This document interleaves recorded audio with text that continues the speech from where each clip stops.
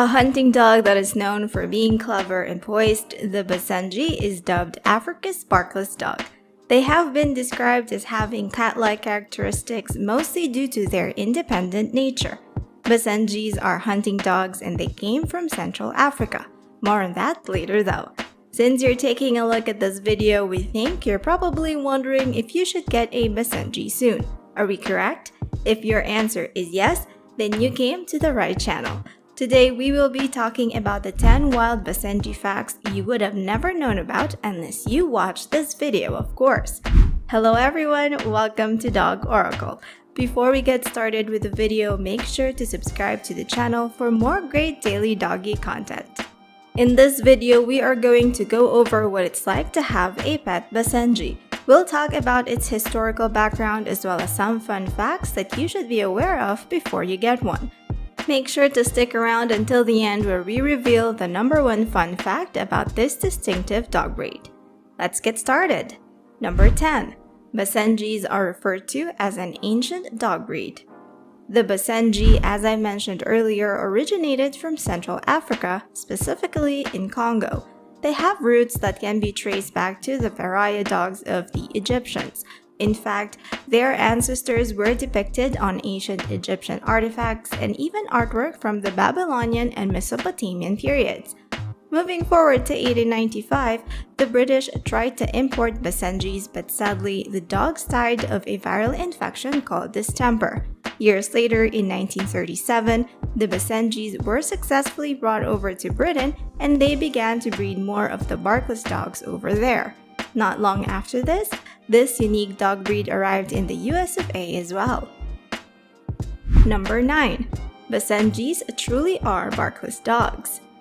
Basenjis do not bark. That is why they're included in the list of calm dogs in one of our videos. They stay true to their nickname of Barkless Dog.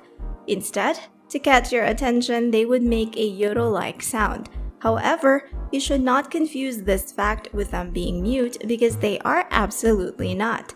It just so happens that they make a vastly different sound from other dog breeds, and honestly, that's what sets them apart. The noise they make is often described or called a yodel, but if you hear it, it's actually closer to a mix of a howl and a bark. They are unable to bark due to their different voice box or larynx. To be specific, there is a section between their vocal cords and the section just happens to be shallow and it doesn't vibrate similarly to those of various other breeds. Experts believe that the Basenji was bred to be a quiet dog as it is a hunting dog. It is remarked that the African villagers bred them to be as such to make them better at helping out when it comes to hunting. Number 8. They are difficult to train. Due to their temperament, Basenjis can be hard to train. It will definitely not be a piece of cake for you or your rookie dog trainer, and it will take quite a lot of time and effort. As usual, you need to start young. Again, these are independent dogs, meaning to say they simply have a mind of their own and will do what they want. In order to get them to follow your commands and soon grow up into the obedient dogs that you want them to be, creative and patient training methods must be utilized. They are clever dogs and they will get the message you are trying to get across, but they will not easily follow. So once more, the key here is patience. With that being said, it is not recommended for novice owners to get a Basenji as it may become quite the challenge for them. A great training tool that can help shape your Basenji into a well-behaved and obedient dog by unlocking its hidden intelligence is by following the online dog training program Brain Training for Dogs, which I can leave linked below in the description if you want to check it out for yourself. Number 7. Basenjis need to be socialized at an early age. To make them a great companion and bring out their affectionate side, at least for family, you will need to have them mingle with other dogs and of course other people starting at puppyhood. Just like with training, it's best to start them young when it comes to socializing. Number 6. The Basenjis are known to be aloof dogs. Basenjis have an independent streak and they are known for being aloof. While they may come to be affectionate with their family, they will not be the same towards strangers. They're not the outgoing type, and you would be able to easily observe that in them because if you try bringing them outside, you will quickly notice that they will put their guard up and be alert as well as careful. Number 5. Basenjis do not shed a lot and are not prone to smelling bad. The Basenji produces less dander than most other dog breeds. Basically, it hardly sheds, and it is also popular for not having the usual dog odor. Some have even said that the Basenji is practically an odorless dog, and they are often cited as one of the least smelly dog breeds. Due to this, people with asthma or allergies will be fine with a Basenji. Number 4. Basenjis are very energetic. They are hunting dogs after all, so it should not come as a surprise that this dog breed is an energetic type. In line with this, it is important that the Basenji gets at least 40 minutes of exercise each day and every day. They are active dogs and they enjoy playing games like hide and seek. However, if you wish to go to the old-fashioned way, you can just take them for a long walk. But still, you should know that the Basenjis also like other forms of exercise like ones that test their agility. Exercise is a must for the Basenji.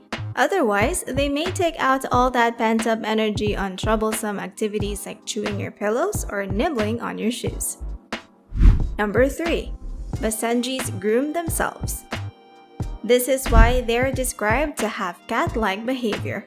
They groom themselves just as cats do, and they do it regularly. These dogs are remarkably neat and tidy, and that's one of the factors why it's almost odorless. Combine that with the fact that they don't shed too much, these are not high-maintenance dogs when it comes to grooming. Although to make sure that their coat stays healthy and shiny, it would be good that you brush them with a rubber bristle brush or hand glove at least every other week. They'd enjoy the bonding that comes along with that as well. Number 2. They have a number of common health problems. The Basenji is prone to suffering a few health problems such as hip dysplasia, corneal dystrophy, hernia, patellar luxation, and even hypothyroidism. These diseases can cost around a few $100 to $1,000 to diagnose and treat. In Basenjis and in other dogs, hip dysplasia is a condition wherein the development as well as the growth of the dog's hip joint is abnormal. As for corneal dystrophy, it is when their corneas become cloudy or opaque. Moreover, a hernia manifests itself as a soft bulge in the center of the dog's belly. A luxating patella, on the other hand, is when the kneecap of the dog is dislocated. Lastly, hypothyroidism in dogs is due to the thyroid gland having problems that can result in your pet's weight gain, issues with the skin and its coat, plus reduced energy. Number 1. The Basenji is mentioned in African mythology. We have explained earlier why Basenjis are barkless dogs, but in African mythology, there's a different reasoning behind their inability to bark. To tell the story, we must picture the town of Nyanga, wherein there was a talking Basenji who went by the name Rukuba. Rukuba was the pet and companion of the fire god. One night, while the fire god was not present inside his hut, a random man came inside. He was astonished to see fire and asked if he could take it for his own home. Rukuba agreed and gave it to the man. But upon the arrival of the fire god, he was not pleased to know that Rukuba let the fire be taken. Rukuba the Basenji was punished by being banished from the hut, and the fire god also took away his ability to speak. Truly a tragic story, wouldn't you agree?